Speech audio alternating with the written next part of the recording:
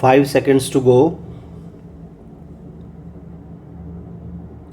The main purpose of the United Nations is to build up a world without war, a world based on the cooperation of nations and peoples. It is merely a world where war is kept in check by a balancing of armed forces. It is much deeper than that. It is a world from which the major causes of war have been removed and social structures built up which further peaceful cooperation within a nation as well as between nations. In the preamble of the Constitution of the UNESCO, it is stated that war begins in the minds of men. That is essentially true, and ultimately it is necessary to bring about the change in our minds and to remove fears and apprehensions, hatreds and suspicion.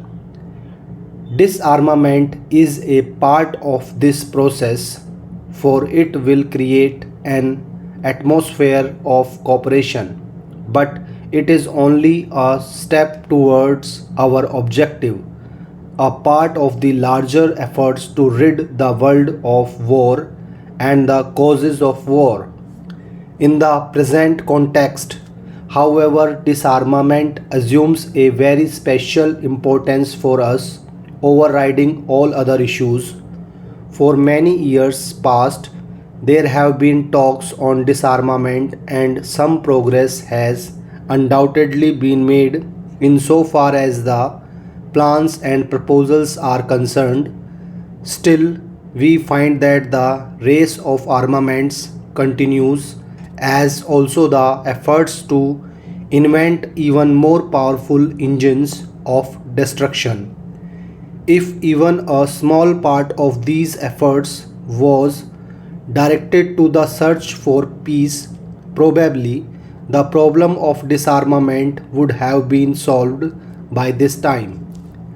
Apart from the moral imperative of peace, every practical consideration leads us to that conclusion, for as everyone knows, the choice today in this nuclear age is one of utter annihilation and destruction of civilization, or of some way to have peaceful coexistence between nations. There is no middle way. If war is an abomination and an ultimate crime which has to be avoided, we must fashion our minds and policies accordingly. There may be risks, but the greatest risk is to allow the present dangerous drift to continue. In order to achieve peace, we have to develop a climate of peace and tolerance, and to avoid speech and action which tend to increase fear and hatred, and at the present it may not be possible to reach full disarmament in one step, though every step would be conditioned to that end. We live in an age of great revolutionary changes brought about by the advance of science and technology. Therein lies the hope for the world, and also the danger of sudden death.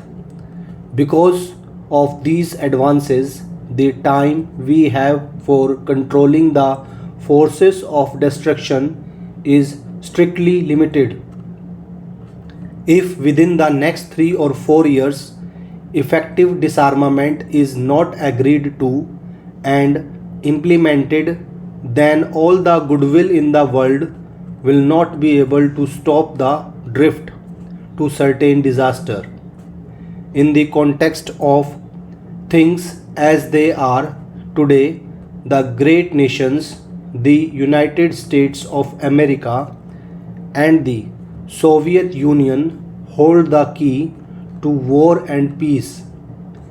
There is a great responsibility, but every country, big or small, is concerned in this matter of peace and war, and therefore every country must shoulder its responsibility and work to this end.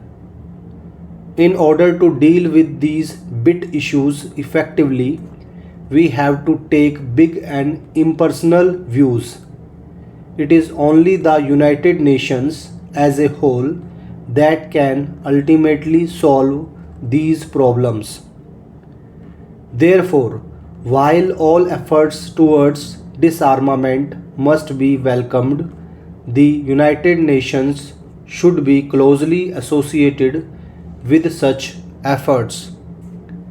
The question of disarmament has been considered at various levels. There is the question of general disarmament and of the ending of test explosions of nuclear and thermonuclear weapons.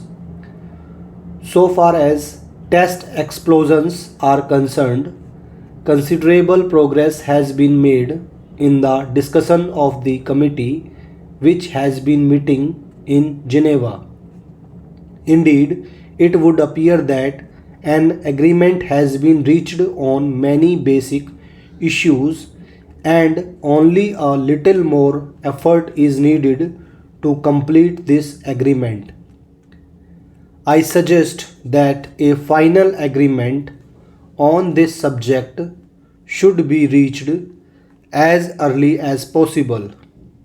This is not, strictly speaking, disarmament, but undoubtedly any such agreement will bring a large measure of relief to the world. Disarmament must include the prohibition of the manufacture, storage, and use of weapons of mass destruction, as well as the progressive limitation of conventional weapons. It is admitted that disarmament should take place in such stages as to maintain broadly the balance of armed power. It is only on this basis that success can be achieved and this pervading sense of fear countered. It must also be clearly understood that disarmament and a machinery for control must go together, and neither of these can be taken up singly. And now a proposal has been made that the question of disarmament should be referred to a committee of experts. In fact, experts have been considering this matter during the past years, and we have had the advantage of their views.